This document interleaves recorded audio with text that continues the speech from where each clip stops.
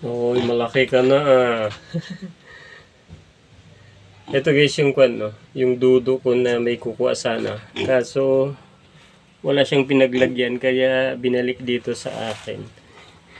Ayan guys, malaki na siya. Dito lang sa likod bahay namin kasi doon sa farm ko guys, wala grabe pa yung kwan doon. Virus doon dahil doon natin nilibing yung 78 na baboy.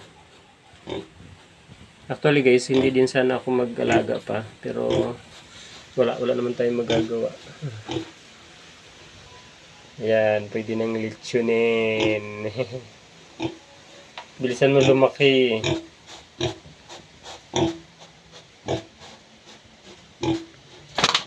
Pero pag lumaki na siya ng guys, baka ilipatin natin doon.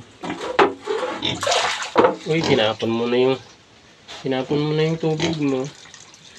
Hindi naman siya mabaho pa kasi kwan. Nilalagay ko sa sako yung tae niya diyan. Saka nag-iisa lang naman.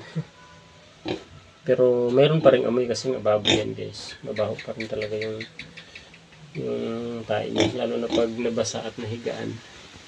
Kaya kapag nakikita ko guys, tinatanggal ko kaagad.